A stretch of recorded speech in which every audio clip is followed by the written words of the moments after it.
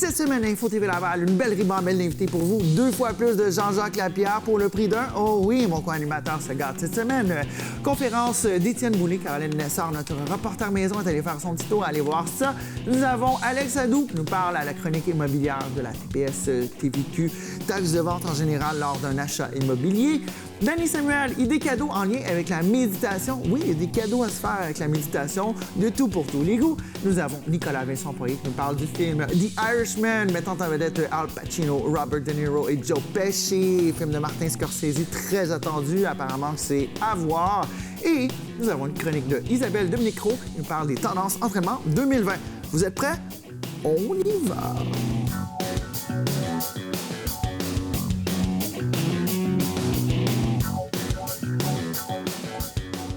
Salutations. Il est toujours agréable de rencontrer une dame qui s'illustre par sa compétence, sa disponibilité.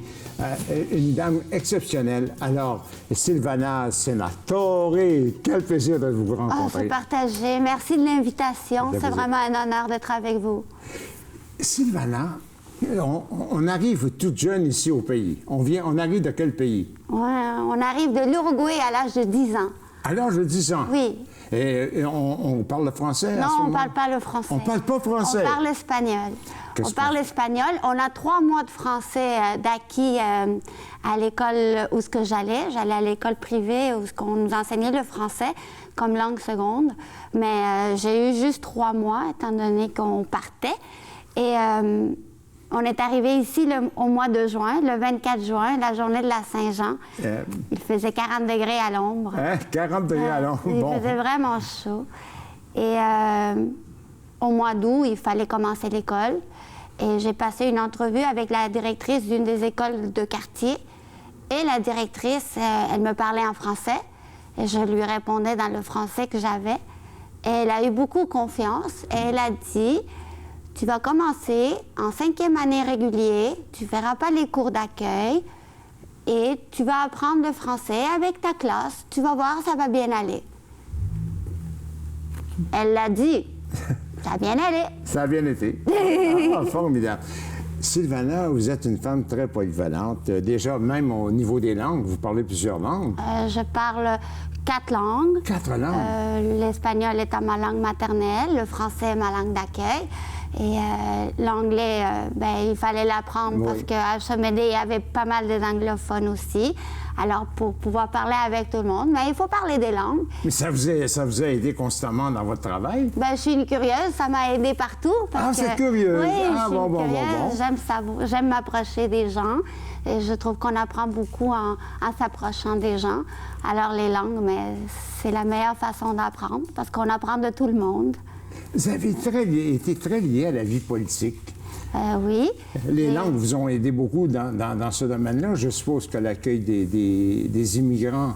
C'est sûr.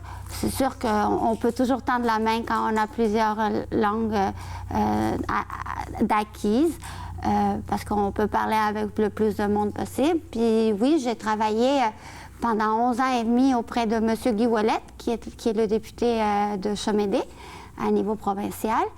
Et travaillant pour Chemédé, qui accueille des nouveaux arrivants à tous les jours et dont on fait partie de 44 différentes communautés culturelles. Alors, c'est sûr que les langues ont fait partie de mon entourage depuis mon arrivée ici, autant par la communauté grecque, la communauté arménienne, les différentes communautés arabophones.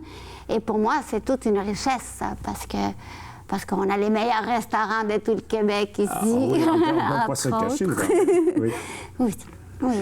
Que retenez-vous de la vie politique? Est-ce que c'était une période difficile ou une période intéressante ou quoi? Qu'est-ce que vous retenez surtout de la vie politique? Pour la curieuse que je suis, ça a été une période où l'apprentissage venait à tous les jours.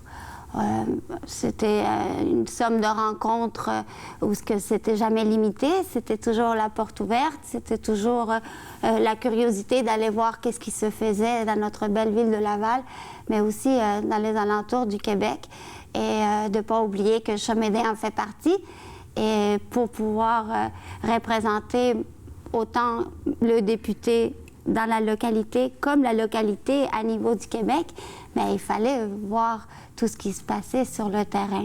Il fallait beaucoup de diplomatie aussi. Oui, mais le respect, c'est primordial. Hein? Oui, c'est primordial. C'est pas juste en politique. Dans le quotidien, c'est important d'écouter tout le monde parce qu'on apprend même des jeunes enfants. Hein? Oui.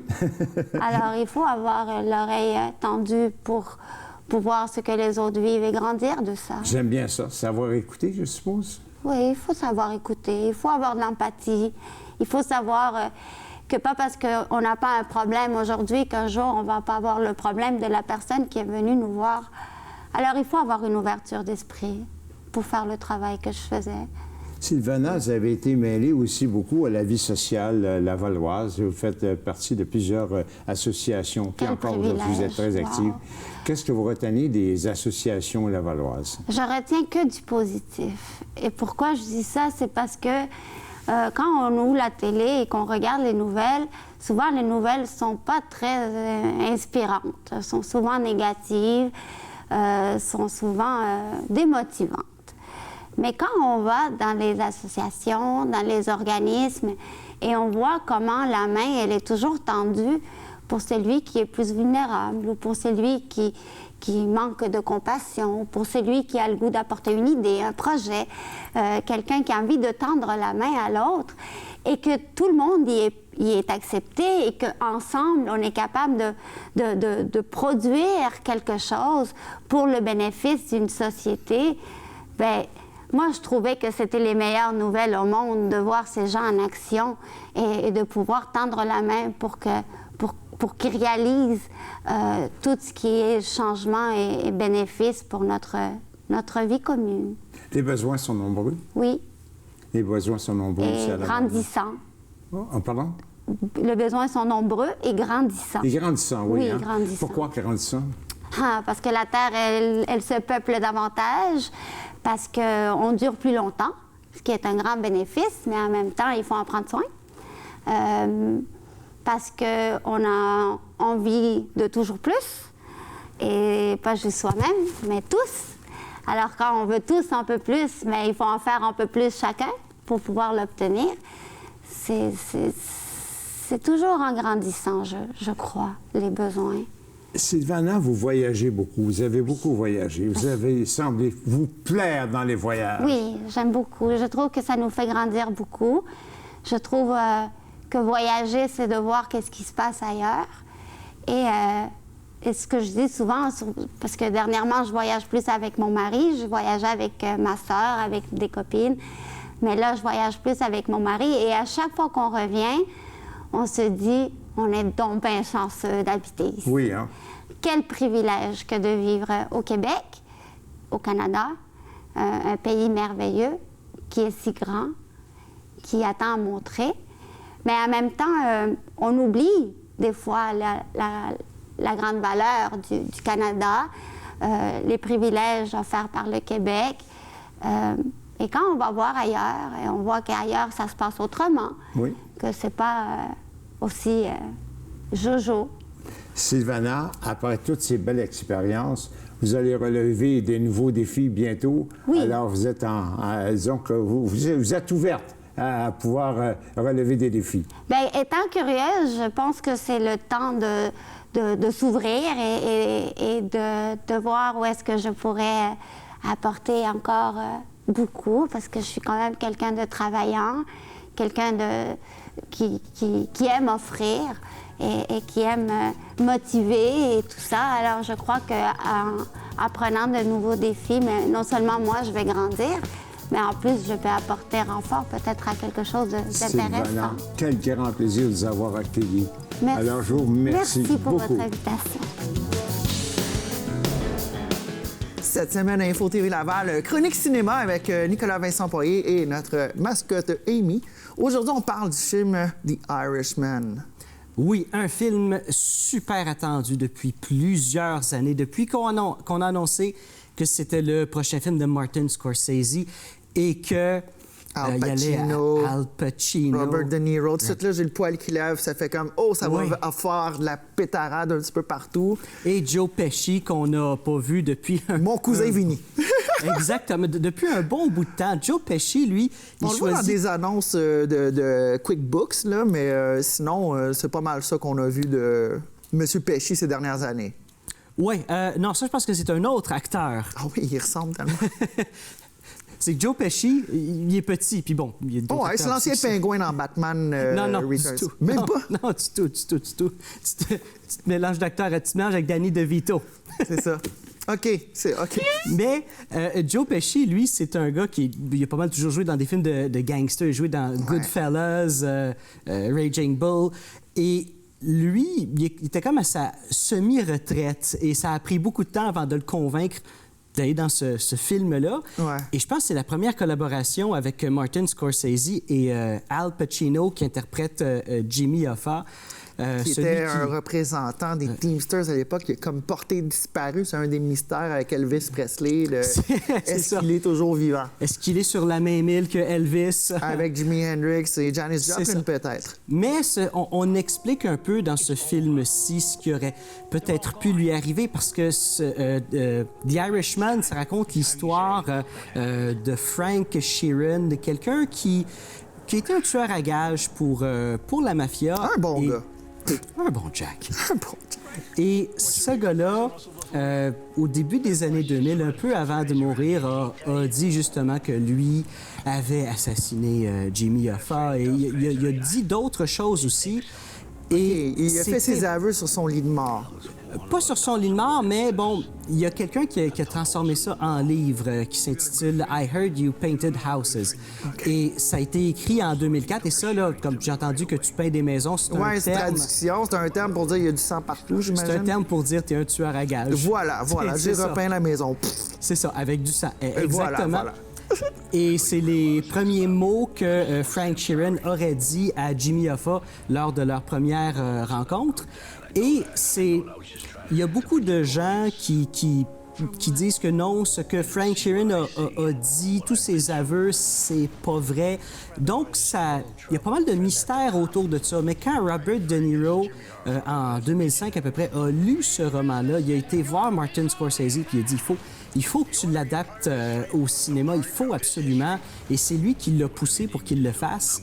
Wow. Mais après ça, ben là, ça a été difficile. Le financement... Ben oui, là, 2005, 2019, presque 2020, on parle de 15 ans à trouver du financement. C'est ça. Ben, 14 ans, mettons. Ben, c'est que le financement a été difficile, mais aussi, comment est-ce que tu fais? Parce que ce film-là se passe sur une période d'une quarantaine d'années. Ouais. Comment est-ce que tu fais pour... Rajeunir ces gars-là. Vieillir, c'est quelque chose. Mais déjà là, Vieillir quelqu'un, ça se fait bien avec du latex. Oui, mais des fois, ça peut vraiment être raté. Vraiment, ouais. Et à l'inverse, rajeunir quelqu'un, mais comment tu fais ça? La technologie n'était pas au point au début des années 2000, comme est-ce qu'on prend d'un autre acteur que Robert De Niro au début. Mais là, maintenant, avec la technologie des filtres sur nos cellulaires, je peux pas croire que sur une caméra Harry à 100 000 on n'est pas capable de faire un truc similaire, non? Ils ont réussi là, à faire un truc similaire et c'est ce qui explique pourquoi un drame, c'est pas un film d'action, là. Ouais. C'est un drame. Ce drame-là a coûté au-dessus de 170 millions de dollars à peu près parce que la technologie pour rajeunir, ben là, il faut que tu rajeunisses un peu Joe Pesci. Robert De Niro, ben c'est lui le personnage principal. Donc, Faut que tu le rajeunisses de 40 ans. Au début du film, il est dans la, je sais pas, mi-trentaine. Puis après ça, il est jusqu'à 80 peut-être, 80 quelques. Donc, c'est facile de Est-ce que vieillir. c'est réussi, premièrement? Moi, souvent, les effets spéciaux, quand ils sont moches, on dirait que j'embarque pas. C'est très bien réussi. C'est sûr que tu le regardes, puis OK, ouais, c'est pas... Tu sais, moi, j'ai trouvé qu'il y avait un petit quelque chose. C'est sûr que tu regardes Robert De Niro. C'est comme le jeune, filtre Snapchat, là. Tu vois que ton œil suit pas quand tu bouges, c'est ça? Mais c'est très bien fait. Vraiment, là, OK. c'est très bien fait. Et il y a une autre chose aussi. Robert De Niro qui approche des 80, je pense. Alors, lui, c'est une chose. S'il interprète son personnage jeune, on s'entend qu'on bouge pas de la même façon quand on a 75 ans que quand on en a 35. Est-ce que tu crois qu'ils ont pris un coach. autre acteur? Non, ils ont pris un... Ils n'ont pas pris de Ils ont double. tous pris des coachs pour leur apprendre, justement, tu sais, là, c'est quoi la... à bouger de manière plus jeune, si je peux dire ça comme ça. Plus dynamique, plus vivant, peut-être. C'est ça, plus dynamique. Puis là-dessus, c'est très bien réussi. Ça paraît pas, mais ça demande tellement de travail rajeunir quelqu'un, à commencer par enlève juste le visage, là. Ouais. Le physique, comment tu te déplaces. Al Pacino aussi, je sais plutôt combien de reprises qui ont fait que Al Pacino devait se lever d'une chaise. C'est simple, ça, mais lui, à son âge, il le fait pas de la même façon qu'une personne il le fait qui est dans avec des petits bruits, puis plus tranquillement, peut-être. Bien, il le fait pas de la même façon qu'une personne dans la mi-quarantaine, tu sais, l'âge de son personnage dans le film. Donc, c'est toutes des petites choses qu'il faut Ça a été réussi travailler. selon toi? Est-ce que tu vois du feu ou c'est vraiment, on s'en doute, il arrache? C'est ça. On le sait, puis moi, je regarde ça, je le savais, et puis j'ai trouvé ça parfait comme ça. Ils ont très bien réussi. Mais il y a beaucoup de monde qui n'ont pas du tout apprécié le film pour une couple de choses. Pourquoi est-ce qu'on n'apprécierait pas un film, 1, de Martin Scorsese, 2, avec Al Pacino et Robert De Niro, puis en plus Joe Pesci? Qu'est-ce qui ferait qu'on n'aimerait pas ça? Premièrement, le film est 3h30. Donc, il y a beaucoup de gens qui disent, 3h30, c'est peut-être Les fumeurs vont avoir besoin d'un break, OK. C'est ça. Mais tu sais, en même temps, les gens qui se tapent une saison complète en une soirée, tu sais, c'est pas la fin du monde. 3h30, regarde 4 émissions de Game of Thrones dans une soirée, puis voilà. C'est réglé. Et l'autre affaire aussi, c'est que ça n'a pas le même rythme que ce que Martin Scorsese a l'habitude de faire. On pense à Goodfellas, Casino. C'est ça, Casino.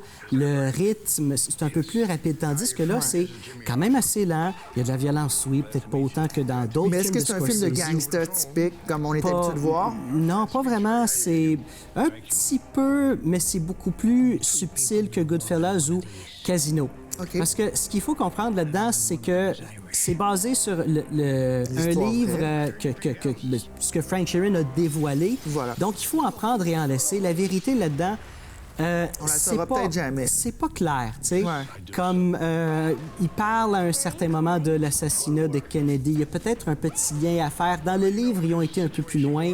Dans le film, non, parce que, tu sais... On rentre dans la sphère politique on rentre dans la théorie de complot. Ouais, c'est Puis difficile. Scorsese ne voulait pas du tout aller là. Ouais. Tu sais, donc, c'est quand même assez lent, il y a des subtilités, et c'est très intéressant pour ceux qui veulent connaître le personnage de Jimmy Hoffa et qui veulent connaître cette époque-là. J'ai trouvé que c'était parfait comme ça.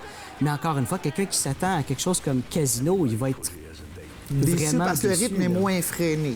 Donc, moins ça fait freiné. tarade pas aux 2 secondes, là. C'est ça, tu sais, on prend le temps vraiment de nous expliquer, de mettre la table et qu'on comprenne un peu qui est Jimmy Hoffa. Mais c'est une bonne chose parce que ça fait plus de 45 ans, cette histoire-là, sinon 40 ans.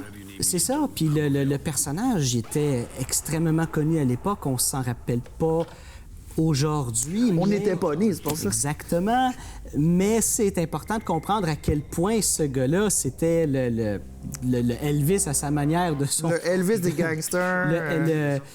Le Elvis des Teamsters. Oui, les Teamsters, l'association des camionneurs qui, à une certaine époque, ça jouait dur. Hein, donc, Oui, ça jouait dur. Oui. Ben, tu sais, c'est pour ça que Jimmy Hoffa a contacté Frank Sheeran en lui demandant s'il paye des maisons. Yes, sir. Écoute, un gros merci, Nicolas Vincent. On se revoit la semaine prochaine, Chronique Cinéma. Alors, The Irishman, présentement au cinéma. Moi, je pense aller voir ça. Netflix, Dans pardon. quelques salles. C'est plus facile, Netflix, parce que je pense qu'il est juste à New York. Ah, voilà. Ben, New York, peut-être en fin de semaine. Mais sinon, ouais, Netflix and chill. Comme à l'armée. Si on suivait les ordres, si on faisait ce qu'il fallait, on était récompensé. Un de nos amis a des ennuis en ce moment. Un ami qui est au sommet. Mais à l'époque, il n'y avait pas une seule personne dans tout le pays qui ne savait pas qui était Jimmy Hoffa. Arrachez-lui cet ordi-là! Chronique Méditation spéciale Noël. Ouais, Dani Samuel, ça va bien? Oui, toi? Ouais, Oui. alors tu m'as apporté un beau chapeau, j'ai des belles lulus. Alors aujourd'hui, tu nous parles d'idées cadeaux en relation avec la méditation. Oui, j'avais le goût de te partager les coups de cœur que j'ai depuis les années pour les livres pour enfants. D'accord. Puis je me dis que des fois, ça pourrait être le fun d'offrir ça aux jeunes pour les aider à trouver leur calme, diminuer leur stress. Ou en attendant que les lutins viennent faire leur mauvais coup. Ah, ben justement, la lutine, elle pourrait venir porter un des livres. Oh. T'attends-tu d'en voir une coupe? Bon, on peut. Ben J'en ai oui, emmené let's go, plein. on est là pour ça. Alors, ici, j'ai ça s'appelle mon premier livre de méditation. D'accord. Alors, c'est Dominique Dumont Dumont, Isabelle Charbonneau. C'est super intéressant. Je vois par là, parfait. Alors, dans ce livre-là, on parle des 4 saisons. Donc, l'enfant l'enfant est comme un arbre et l'arbre vit le printemps avec ses nouvelles feuilles, l'été, l'automne quand il est perd, l'hiver. Okay. Fait que, puis ça l'aide vraiment à faire respirer, prendre conscience de son corps. Okay. Fait que celui-là, je l'aime bien. Donc, En plus, par Dominique et compagnie. Ben donc, oui, aux puis c'est éditions Dominique et compagnie. Québécois. Produit québécois, voilà. Donc, mon premier livre de méditation, à vous intéresser, écrit par Dominique Dumont et illustration d'Isabelle Charbonneau. Donc, voilà, première suggestion. Ici, j'ai un autre livre de Solène Bourque. C'est un autre auteur québécois. Ouais. Et c'est Petite et grande allégorie.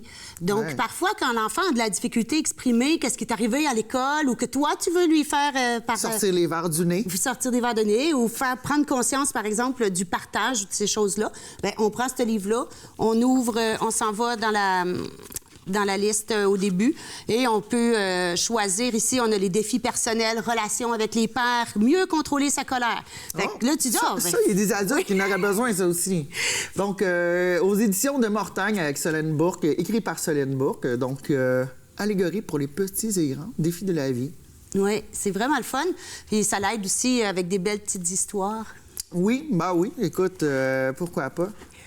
J'ai un autre auteur québécois, mais elle, probablement qu'on la connaît, c'est Élise Gravel. Ouais. C'est un auteur qui écrit énormément de livres, mais celui-là va parler des émotions.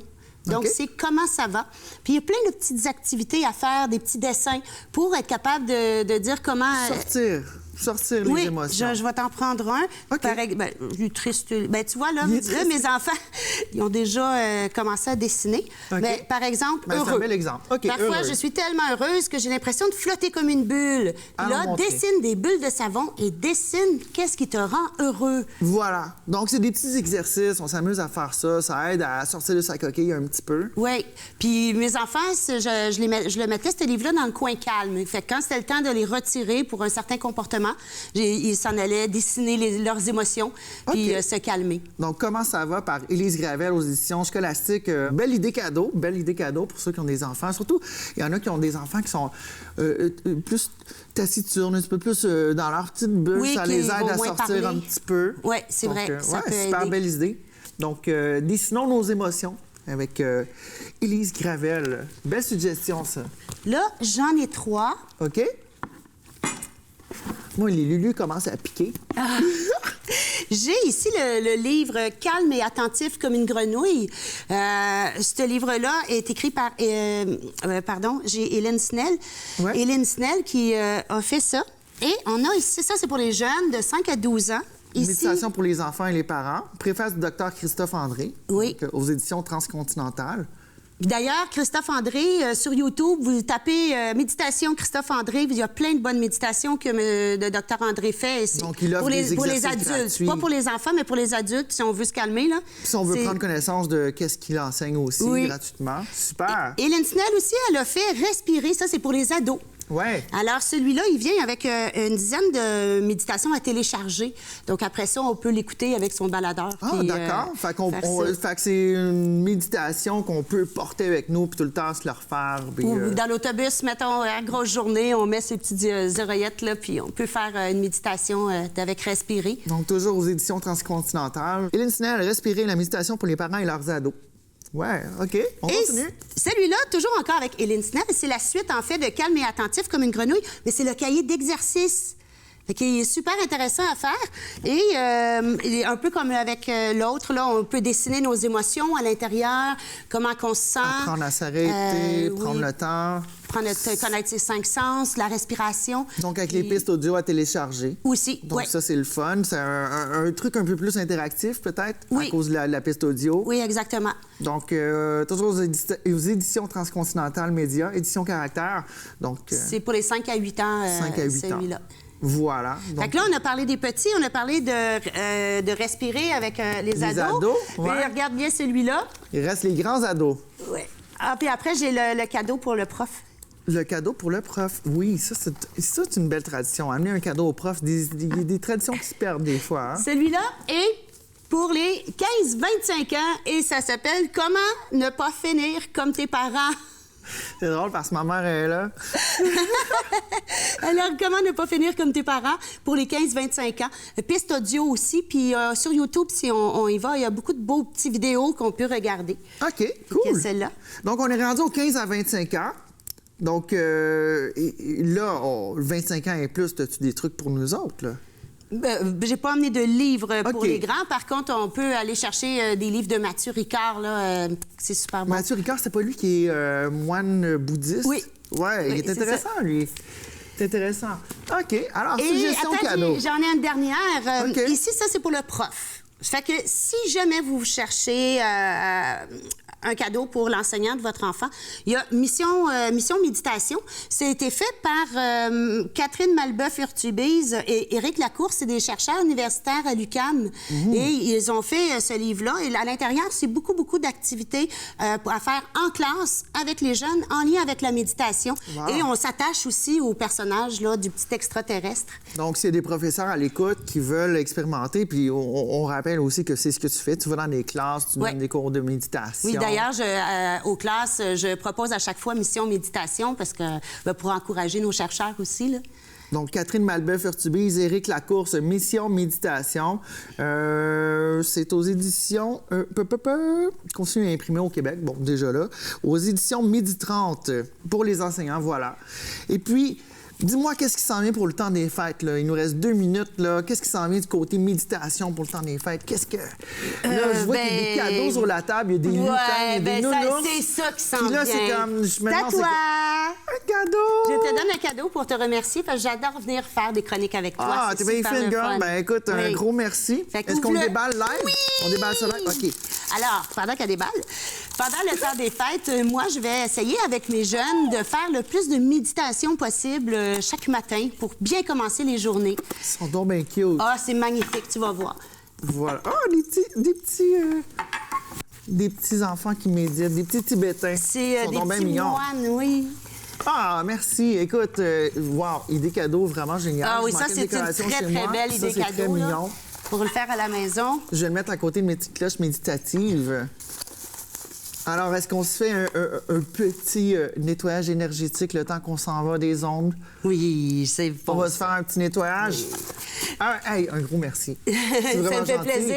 Bien, je souhaite joyeuses fêtes à tout le monde et à vous à la maison.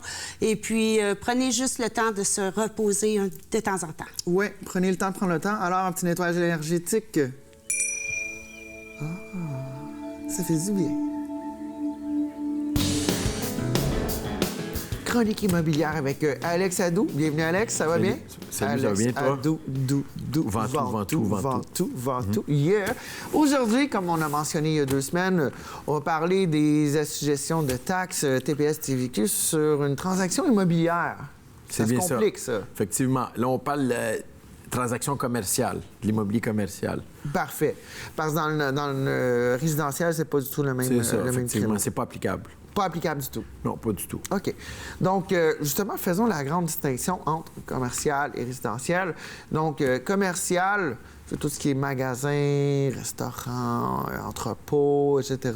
Industriel. Industriel. Vente au détail. Voilà. Et résidentiel, c'est condo, maison, chalet. C'est ça. Ça se Condo, résume pas mal à maison, ça. chalet, duplex, triplex. Pour C'est rendre la propriétaire maison. revenu, je vous dirais jusqu'à 6 logements. Après 6 logements, ça tombe commercial. Après 6 logements, c'est C'est bien ça. commercial. Là, on charge des taxes et TPS. C'est ça, TVQ. effectivement. OK. Première chose de fait. Ensuite, TPS TVQ, c'est une taxe sur les produits et services, taxe C'est de bien vente ça. du Québec aussi. Normalement, sur certains produits essentiels, exemple, on va prendre, si on achète un pot de yaourt, on paie de la taxe, mais si on achète le format familial, on ne paie pas de taxe. Est-ce que c'est un petit peu la même chose dans l'immobilier? Est-ce que, OK, l'immeuble, OK, c'est petit.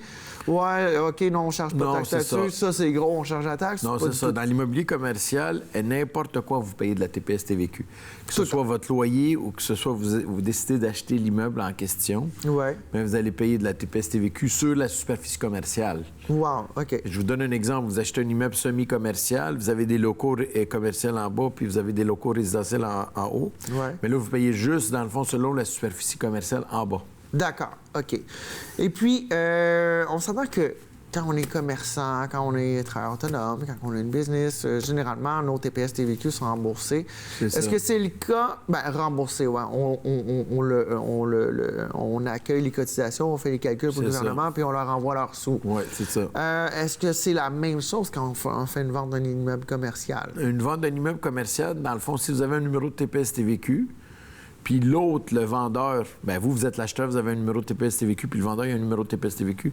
Dans le fond, il se transfère automatiquement. Il y a juste un formulaire à remplir. OK, donc on se coupe beaucoup de problèmes. C'est beaucoup de mots de tête, de calcul, etc. Mais là, si vous n'avez pas de numéro de TPS-TVQ, là, les mots de tête, ils peuvent être là. Vous allez la payer. Ça va être... Je vous donne un exemple. L'immeuble est vendu 400 000, mais il va être vendu 400 000 plus TPS-TVQ. Donc, on rajoute 14,9 un truc comme ça. On avance à 15 c'est presque... C'est beaucoup, là. Sur 400 000 on fait 4 fois 15, on est rendu à 60, là. C'est bien ça. 60 000 de plus. Fait que c'est mieux d'aller chercher votre numéro de TPS-TVQ, là. Fait qu'on s'évite ce trouble-là. Effectivement. OK. Et puis, quel autre truc on doit savoir? Quelle autre taxation il y a lors d'un achat d'un building commercial, mis à part la TPS-TVQ? Écoutez, il y a juste de bienvenue, des trucs. Il y a la taxe de bienvenue, effectivement, comme n'importe quoi. Le locataire, je vous donne un exemple, on change de sujet, mais le locataire, lui, il paye la taxe commerciale. Sur l'espace qu'il loue. Sur l'espace qu'il loue, effectivement. Parce que dans les taxes municipales, il y a une taxe commerciale. Oui. En tant que propriétaire, vous la faites payer au locataire, selon la proportion du local qu'il habite, qu'il occupe. OK. Parfait. Donc, exemple, vous avez un immeuble commercial, il y a, exemple, 80 000 pieds carrés, vous occupez 30 000 pieds carrés avec votre commerce, on vous charge la TPS-TVQ sur le 30 000 pieds carrés. Que vous occupez. Que vous occupez. C'est bien ça. Voilà. Ça, c'est quand on loue à un propriétaire. C'est bien ça. Si on est propriétaire, et puis on fait une histoire courte, vous avez un immeuble, en bas, c'est commercial, en haut, c'est résidentiel. Exemple, il y a 50 de la superficie en bas qui est commerciale. On charge la TPS sur seulement ce qui est l'espace commercial. C'est bien ça. Lors de la transaction de vente. Effectivement. OK. Et puis, quel autre conseil tu pourrais donner aux gens à la maison qui... Comment se préparer à ça? Parce qu'un 15 comme ça a l'air de pas grand-chose, là, mais 15 sur une transaction de 400 000, c'est 60 000. C'est bien ça. Ça commence à faire beaucoup de sous, là, surtout quand on sait qu'est-ce qu'ils font avec, mais ça, c'est un autre débat. Donc, rendu là, qu'est-ce que tu pourrais dire aux gens? Comment se prémunir, comment se préparer? Qu'est-ce qu'il faut regarder avant? Parce que des fois, il y a des petits détails comme ça qu'on pense pas, on est pressé. Hein, c'est un beau rêve, hein, on passe au financement, mais là, il y a des coûts qui se rajoutent. Bien, c'est ça. Avant tout, je vous dirais d'aller chercher votre numéro de TPS-TVQ. Oui. Tu sais, tout dépendant de la nature de l'occupation de l'entreprise, allez ouvrir une compagnie numéro. Oui. Puis là, vous allez pouvoir, dans le fond, mettre le secteur d'activité que vous voulez faire. Oui. Puis écoutez, de 3, vous pouvez la négocier, la TPS-TVQ, et dire moi, je veux que ça soit TPS-TVQ inclus au vendeur quand vous achetez. D'accord. Ça se négocie. Ça, tout se négocie. D'accord. OK. Fait que c'est pas comme une transaction où on achète un truc au magasin, puis à chaque fois qu'on achète la TPS-TVQ, là, on la paie live sur le fait. C'est ça. Vous pouvez le spécifier dans la promesse d'achat, dans votre offre d'achat. Là. OK. Vous voulez payer, exemple, 400 000, mais avec TPS-TVQ. Inclus, c'est ça. OK. Là, ça fait une grosse perte pour la personne qui vend. Oui, certainement. OK. Et puis, l'histoire la plus rocambolesque que tu as pu voir avec des TPS-TVQ, quelqu'un qui s'attendait pas à ça, ça t'est déjà arrivé? Bien, écoutez, ce que j'ai déjà eu comme histoire, c'est dans le fond un monsieur qui a acheté une bâtisse commerciale puis qui n'avait pas de numéro de TPS-TVQ, puis son courtier, il n'a même pas mentionné. Fait que là, arrivé chez le notaire, puis c'est quand même en haut d'1 million. Il arrive, le notaire, puis il dit ça va être ce montant-là. 1 million plus 150 000 en plus. Disons qu'il l'a pas bien pris. Là. Je vous dirais, on a reporté la date de la transaction. OK. Pour pouvoir, dans le fond, que le monsieur aille chercher son numéro de TPS-TVQ. Là.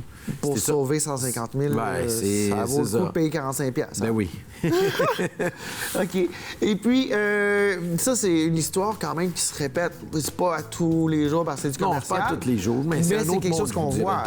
Oh, oui, effectivement. Donc, des gens, c'est pas parce qu'on est en business, qu'on est en affaires, qu'on est à son affaire, qu'on pense à tout. Là. Des fois, il y a des affaires qui nous échappent. Effectivement. Avec Effectivement. Alex Adou, Vautour.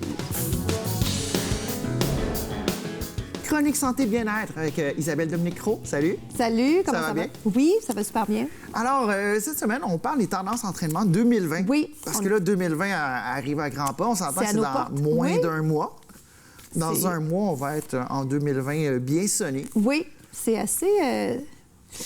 surprenant. En fait, on n'a pas l'impression d'être là, mais 2020, c'est là. 2020, c'est là. C'est là. Et je voulais parler de tendance en entraînement parce qu'on est toujours un peu curieux de ce qui s'en vient. Ouais. Puis en même temps, c'est jamais une surprise totale parce que c'est une suite logique de ce qu'on voit dans l'industrie. C'est toute Alors, une évolution. Oui, il y a une évolution, puis ils disent toujours qu'il y a des... Tu sais, c'est des courbes, il y a des tendances qui plafonnent, puis après ça, ça revient 10, 15, 20 ans plus tard. Oui, mais comme il y a, Oui. si on prend il y a peut-être 15 ans, c'était quoi? C'est le Pilates qui était très à la mode. Le kickboxing Le était très, kickboxing, très tendance. le Zumba et aussi. ça revient. Zumba Plus de est 7, 8 encore ans. là. Il est encore là, c'est oui, ça, on est encore dedans. là, mais je te dirais qu'on a hâte de voir d'autres tendances en entraînement inspirées danse parce que moi, personnellement, j'aime ça voir d'autres méthodes. Tu sais, c'est bien. C'est bien quand il y a des trucs qui sont dominants dans l'industrie, mais après ça, c'est super bien de voir des gens arriver avec des nouvelles méthodes. Tu sais, on aime le nouveau, donc c'est toujours intéressant de jaser de ça à la fin de l'année, faire des projections, voir si on se trompe, si on se trompe pas. Ce qu'on sait, c'est qu'il y a effectivement un retour du kickboxing parce qu'on le voit dans les films. Présentement, il y a un retour dans la musique aussi. Les années 80-90 reviennent en force au niveau de la mode. Vraiment. Il y a plein de films qui reviennent. Au niveau le look on des est choses. nostalgique, fait que c'est le fun, les gens qui ont vécu ça déjà, puis les nouveaux plus jeunes qui découvrent ça pour la première fois. Donc, kickboxing, c'est intéressant, ça revient. Et c'est intéressant aussi, je trouve, comme coach, c'est intéressant parce qu'il y a un aspect défense qui est quand même le fun là-dedans, mine de rien pour les femmes. C'est très complet comme entraînement, donc j'étais contente de voir que ça réapparaît. Des fois, il y a des tendances qui partent, puis on est contente que ces tendances partent. Qui partent, comme la crème Bodwig jadis. Ah, oui. Pour ceux qui sont initiés, sinon, Oui, c'est ça, je connais pas trop. Mais ce que je suis contente de voir, c'est ce qu'on appelle tout ce qui est mindfulness, parce qu'on en a besoin. On est très, très stressé. On est mindfulness, préoccupé. pour faire une explication simple, c'est le corps et l'esprit. Et l'esprit, oui, vraiment. être un peu cohérent. Le principe grec. Là, être dans le moment, être moins comme toujours, soit dans le passé, soit dans le futur. Un exemple de ça, on voit que la méditation, c'est quelque chose dans lequel on prend un peu plus d'intérêt. Ouais. Pas complètement. Puis c'est dur, la méditation. On pense que c'est facile, mais c'est très difficile. Ce qui est difficile, c'est de trouver le temps de la faire. Trouver le temps aussi. Puis je pense qu'à la base, c'est comme comment être assez calme pour... Moi, personnellement, j'ai beaucoup de misère à rester calme, puis être dans le moment, puis pas penser à 10 000 affaires en même temps. Mais la méditation, ça s'en vient. On le voit beaucoup du côté américain.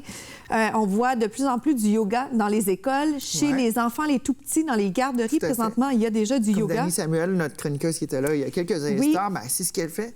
Puis vraiment, il y a un bon marché pour ça. Puis je trouve que c'est une belle approche aussi. Parce qu'en Asie, les enfants, on leur fait faire la méditation le matin en rentrant. Puis écoute, les scores qui nous pètent, c'est assez extraordinaire. Je pense qu'on aurait besoin de ça au Québec. Là. On aurait... Plutôt que de niveler par le bas, on devrait opter à viser plus haut. Ça, puis même remplacer les punitions par des trucs qui sont plus... un petit peu plus...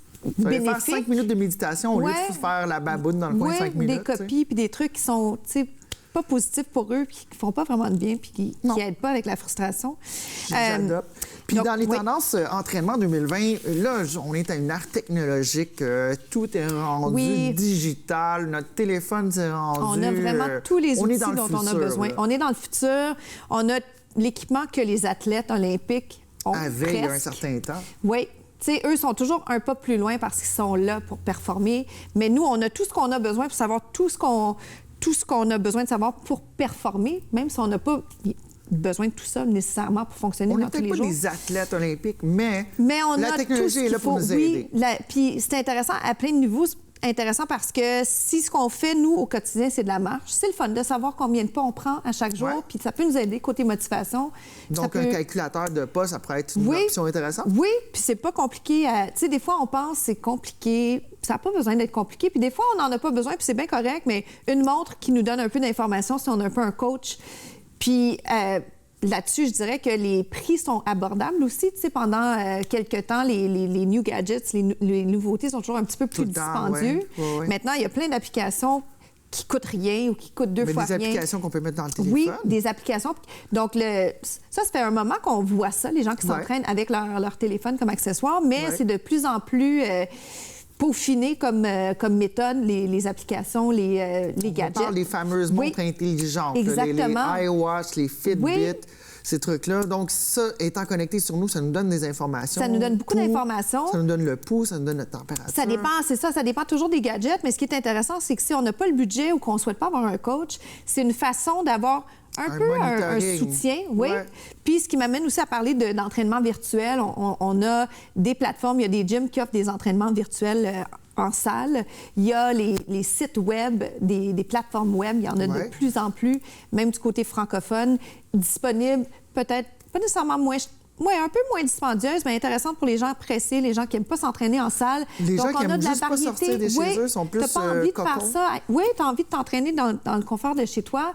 Fait que ce que je trouve, c'est qu'il y a des options pour tout présentement. Il y a des activités, il y a des entraînements, il y a de tout. Puis après ça, il faut voir qu'est-ce qui fit avec ce qu'on a envie, le budget, le temps, tous les critères, la santé qu'on peut avoir, les limites qu'on a à travers soit les années qui passent ou les blessures.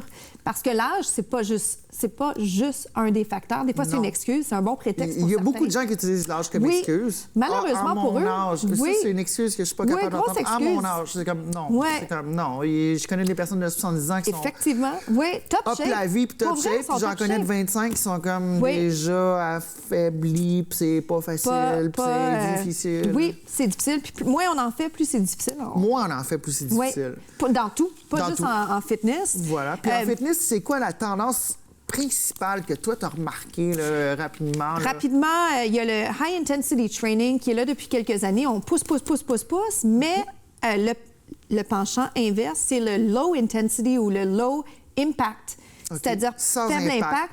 Parce qu'il y a une population qui est vieillissante, parce que... Les maux de genoux, oui, c'est intéressant. Ces trucs-là, c'est moins difficile. C'est moins difficile. C'est pas tout le monde qui veut sauter. Puis c'est intéressant, le high intensity. On aime ça, se défouler, mais on n'a pas besoin de ça si on n'est pas un athlète olympique.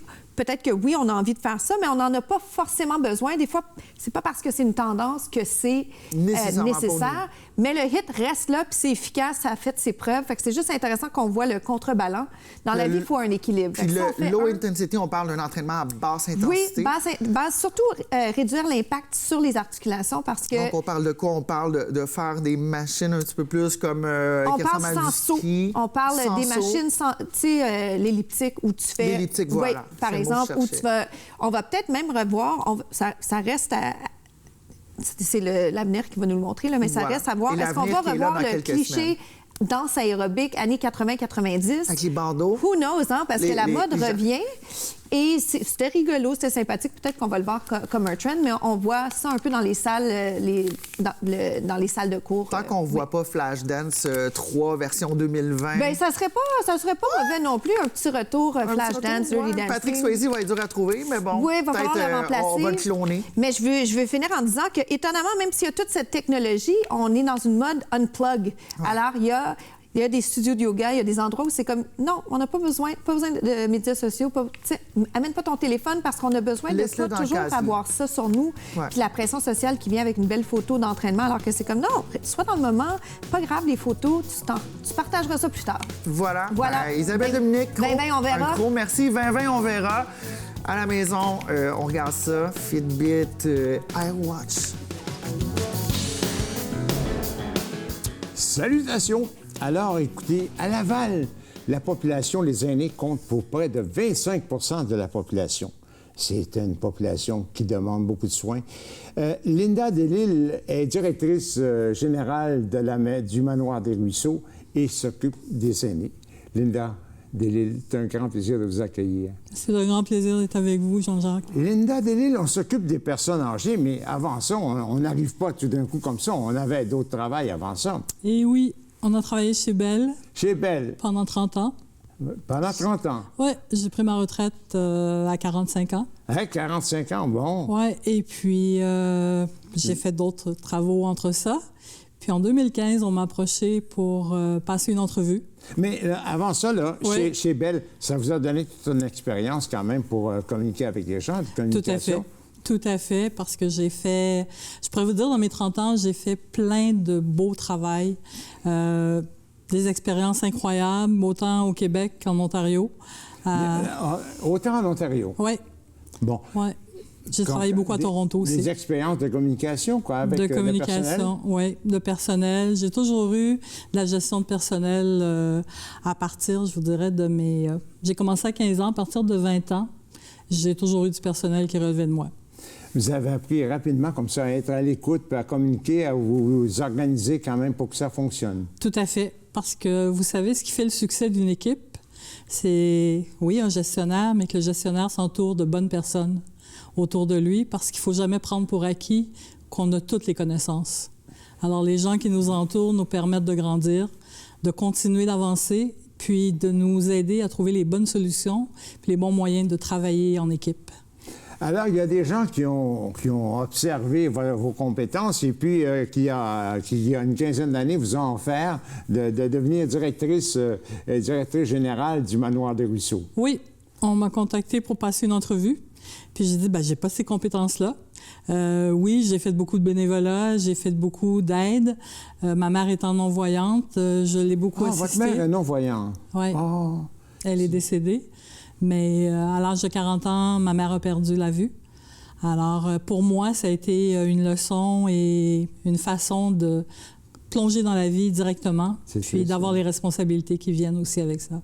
Oui, c'est là que ça vous a fait comprendre un petit peu les besoins de certaines personnes. Des personnes qui vieillissent ou qui ont des maladies. Oui, tout à fait, parce qu'on oublie souvent. Étant enfant, je la voyais aller avec ses parents, mais je n'avais jamais réalisé à quel point on a besoin et à quel point il n'y avait pas de service. Si on retourne, là, il y a presque 40 ans maintenant, si on retourne en arrière, il n'y en avait pas de service. Moi-même, j'ai fait de l'accompagnement pour des personnes non-voyantes. Ah oui? Parce que c'était ma façon à moi de montrer à ma mère, bien, la vie continue. Oui, elle était jeune, mais oui, elle pouvait continuer d'avancer. Et puis, on a toujours eu les grands-parents qui étaient très près de nous. Alors, pour moi, ma vie, c'est d'apprendre la curiosité avec mes grands-parents, ce qu'ils ont vécu, ce qu'ils ont eu. Ce que ma mère me racontait, ma mère était multidisciplinaire. Si elle vivait aujourd'hui, là, elle faisait de tout. Elle avait des mains de fée. Puis, c'était mon idole et mon exemple. Vous êtes au Manoir du Ruisseau. Les personnes sont âgées, disons quand même qu'à un âge assez avancé, on dit que l'espérance de vie au Manoir de Ruisseau est peut-être plus vieille, plus forte qu'ailleurs. Alors, parce qu'ils sont bien traités. C'est très gentil. Mais si vous saviez, le Manoir du Ruisseau, dans un premier temps, c'est une résidence pour personnes autonomes. Alors, c'est vraiment la transition entre la maison, le condo.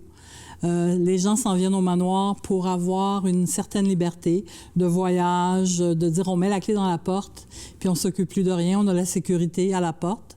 Alors, l'anthropologue qui veut, si vous autorisez pas quelqu'un à entrer, il va pas entrer au manoir. Alors, ils ont la tranquillité d'esprit, puis en même temps, c'est pas très gros. C'est 83 logements, c'est une famille, c'est une très, très grande famille, mais sans entrer dans l'intimité des gens. On se respecte, on s'inquiète. Puis moi, mon mandat, quand je suis arrivée, c'est que le manoir avait manqué de beaucoup d'amour. Alors, mon mandat était de redonner le manoir aux gens, de les rendre fiers d'être au Manoir du Ruisseau. Alors, on a commencé, je dis « on » parce que je fais partie, il y a le CA. Alors, moi, je me rapporte à un CA. Fait qu'on a commencé à rénover des appartements, demander, écouter les gens. Ma porte de bureau, elle est toujours ouverte. Alors, si les gens veulent venir me parler, ils sont bienvenus. Je vais arrêter ce que je fais pour parler avec eux, les écouter. Puis, de cette manière-là, moi, ça me permet d'apporter les bons correctifs pour les rendre encore mieux au manoir. Et un projet qui me tenait à cœur, que j'ai commencé en 2016, c'était de rénover le manoir extérieur parce qu'on avait beaucoup de lacunes dans la construction. Mais c'est pas évident. On est un OSBL, donc on n'est pas là pour faire des revenus. Pas de revenus. Alors, il fallait aller avec les moyens du bord, trouver quelqu'un qui voulait nous faire confiance et nous prêter les sous. Et ça se concrétise. On est dans la phase 1 de la rénovation. Puis ça, c'est pour que les gens soient plus confortables, plus éco-énergétique Bon, et tout. Vous avez tellement une bonne réputation que ça devient facile, parce que votre réputation, quand même, elle est reconnue un peu partout. Mais je sais que je vois, j'y vais à l'occasion, je vois qu'il y a des gens qui ont 90 ans, même plus. Alors, quels sont les besoins réels de ces gens-là? Ces gens-là ont besoin, on a des activités, le contact humain. Si je vous disais que juste de passer au bureau puis de me dire bonjour, moi, j'ai un plat de bonbons sur mon bureau. Ah bon? Sur la table. Puis c'était ma façon à moi de leur dire « Entrez ». Parce que quand je suis arrivée, ils ne me connaissaient pas. Je remplaçais quelqu'un qui avait fait beaucoup de travail au manoir, mais moi, je suis une inconnue. 25 ans à Laval, mais je suis inconnue du manoir. Alors, c'est ce rapprochement-là. Et pour eux, je suis un membre de la famille et pour moi, ils sont ma famille aussi. Et c'est ce lien-là qu'on a tissé. Pour certains de ma génération, on ne dit pas, comme vous, je vous appelle Jean-Jacques, mais je vous dis vous. Alors, les gens au manoir, je les appelle pas monsieur, madame, je les appelle par leur prénom, donc on crée un lien. Et ce lien-là permet justement qu'on peut aller plus loin avec eux. Donc, ils vont vraiment me dire, bien, moi, dans mon appartement, il y a telle chose que j'aime moins. Bien, dans les activités, tu sais, il y a les poches baseball, il y a du bingo, il y a des soupers, il y a des sorties. Puis ça, c'est un comité de loisirs. Des spectacles aussi, beaucoup de spectacles aussi. Oui, mais c'est à l'interne. Oui. C'est le comité de loisirs du manoir où moi, je contribue par rapport à la salle, par rapport aux équipements, mais c'est eux qui mettent ça sur pied. Fait que donc, c'est cet esprit-là de grande famille. Et ça, je vous dirais qu'on ne retrouve pas ça dans les grandes maisons, dans les grands appartements où il y a un hall d'entrée super luxueux, mais que personne n'utilise. Linda Delisle, le manoir de Ruisseau, c'est le plaisir, c'est le bonheur pour les aînés. Oui. Alors, je vous félicite de tout le beau travail que vous faites. C'est formidable. Merci beaucoup. Merci beaucoup. À vous.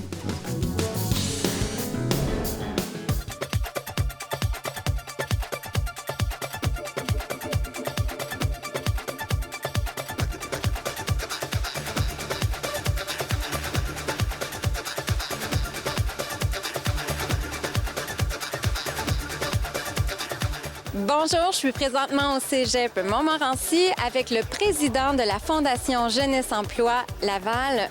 Bonsoir, Monsieur Pierre Dumais. Bonsoir. Alors ce soir, c'est un événement. Est-ce que c'est le plus gros événement de la Fondation pour amasser des fonds? Oui, depuis 2 ans, oui. On en fait une par année. C'est-à-dire, on essaie d'avoir des conférences, des gens, par exemple, qui motivent nos jeunes. Parce que la Fondation, justement, c'est pour des jeunes de 16 à 35 ans. Alors, ça a pour mission, justement, d'aider ces gens-là. Alors, cet argent-là, l'intégration, par exemple, sur le marché du travail, ça peut aller jusqu'à, par exemple, aider des gens à aider pour aller prendre le métro. Par exemple, leur donner de l'argent pour les billets d'autobus. Alors, ce genre d'activité. C'est très varié. Vous me parliez peut-être d'acheter un lit. Parfois, il y a des gens qui n'ont pas de lit ou des bottes de travail. Je vais vous raconter une anecdote. L'année dernière, il y a une dame qui, justement, couchait sur le plancher, qui était justement membre, qui était cliente de la Fondation. Alors, on a acheté un lit. Alors, elle avait un bébé, puis couchait par terre. Alors, imaginez-vous la difficulté qu'elle avait, cette dame-là. Alors, nous avons cotisé. Elle s'est présentée au bureau et avec les intervenants, elle a demandé de l'aide. Alors, cette aide-là a fait en sorte qu'on lui offre une bourse pour aller s'acheter un lit pour ses enfants. Alors, c'est pour vous dire que des fois, là, on va chercher des jeunes là, qui sont vraiment là, dans le bas. Oui, c'est des besoins de base. Là. Des besoins de base. C'est pas quand même là, faire des voyages ou aller en Europe. C'est pas ça. Là. C'est la base, c'est de la bouffe, c'est la nourriture. C'est ça, l'intégration. C'est aider ces gens-là maintenant à se maintenir sur le marché de l'emploi aussi. Et ça fait combien de temps, combien d'années que la Fondation existe? 12 ans. Ce soir, vous allez voir, là, il y a deux personnes, 2 jeunes qui vont parler justement comment ils s'en sont sortis de la difficulté avec la Fondation. Donc, des beaux témoignages de réussite inspirants. Comme à chaque année, on bourse à peu près de 10 à 20 000 $ justement de nos bourses, là, notre bourse, pour aider ces jeunes-là. Alors, ça peut aller aussi jusqu'à neuropsychologie. Des les gens qui ont vraiment de la difficulté, là, on leur donne de l'argent pour suivre des cours, pas des soins en neuropsychologie. On parle encore des besoins de base. Donc, ce soir, l'invité, le conférencier, c'est Étienne Boulay. Oui. Vous allez voir que je vais discuter de ça. Moi, c'est sans prétention mon petit laïus pour vous ce soir. Je vais parler de moi. Je suis pas là pour dire quoi faire à personne. Je suis pas là pour donner des leçons. Je vais parler avec le plus d'humilité possible de ma petite histoire, avec les bons et les moins bons moments. Comment vous est venue l'idée d'aller chercher Étienne comme conférencier? C'est un de notre comité, qui est Antonio, qui a eu l'idée, justement, d'aller chercher une personne qui était un joueur de football, puis qui a eu des problèmes d'alcoolisme, puis qui s'en est sorti. Puis c'est ça qu'il va nous raconter ce soir. Comment est-ce que ça s'appelle le travail de combat d'un combattant?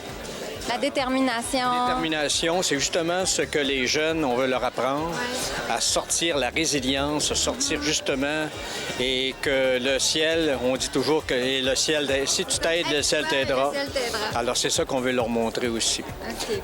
Donc ce soir, il y a la conférence, mais il y a aussi d'autres activités de levée de fonds. Comme derrière moi, il y a un encan silencieux, c'est ça? Oui, encan silencieux. Il y a aussi des prix de présence, il y a de la magie, magicien. Alors, on veut rendre ça le plus plaisant, là, le plus intéressant. On a eu une bonne participation. Les gens veulent aider pour la cause. C'est sûr que c'est pas comme le cancer, mais c'est quand même une aide qu'on fait à nos jeunes de 16 à 35 ans. C'est nos futurs citoyens. Là. Exactement. Donc, pour les gens qui auraient manqué la soirée de ce soir, mais qui voudraient faire des dons à la Fondation, est-ce que c'est possible? Oui. Alors, seulement qu'aller au site, là, je ne sais pas par cœur, mais d'aller au site du Carrefour Jeunesse Emploi de Laval et faire en sorte que les dons sont toujours appréciés. Hein? Puis là, ça serait pour la Fondation. Puis dites-vous que ceux qui vont donner de l'argent, là, ça va aller aux jeunes de 16 à 35 ans, des gens de Laval.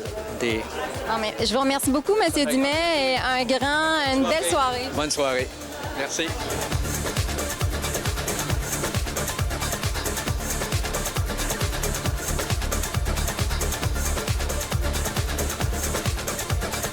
Je me trouve présentement avec une intervenante, de même que deux personnes qui vont faire un témoignage ce soir. Bonsoir, Audrey, Natacha et Frédéric.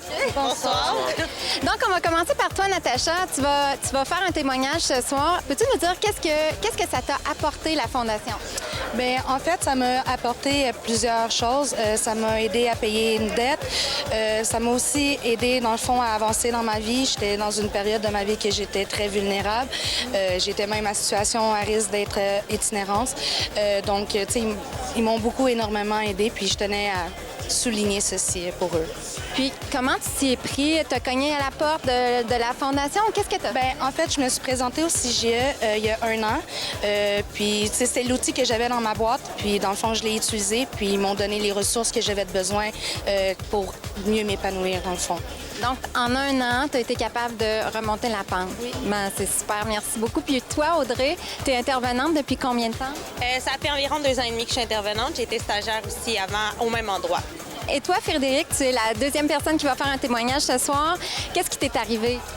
Moi, en fait, j'ai eu à peu près comme Natacha un parcours assez difficile. J'étais dans un temps que j'étais perdu, je ne savais plus quoi faire. J'étais allé, dans le fond, vers le CGE qui m'a apporté le soutien, puis l'appui nécessaire durant tout mon parcours, malgré les zigzags que j'ai pu faire, là, c'est sûr. Mais c'est vraiment un appui que j'ai pu chercher, les outils qui m'ont évité, comme un peu Natacha. Je venais de sortir de l'itinérance, j'ai eu un parcours assez difficile. Puis c'est un soutien vraiment qui est très essentiel dans le parcours d'un jeune qui se cherche, puis qui cherche où aller se diriger dans. Il a fallu que je torse mon orgueil un peu pour pouvoir aller chercher l'aide, puis ouvrir mon cœur. Puis c'est ce que j'ai fait. Aujourd'hui, m'a apporté qui je suis aujourd'hui. Bon, on espère que vos témoignages vont en inspirer d'autres et donner beaucoup d'espoir à d'autres jeunes de Laval. Mais merci beaucoup. Puis je vous souhaite une excellente soirée. Merci.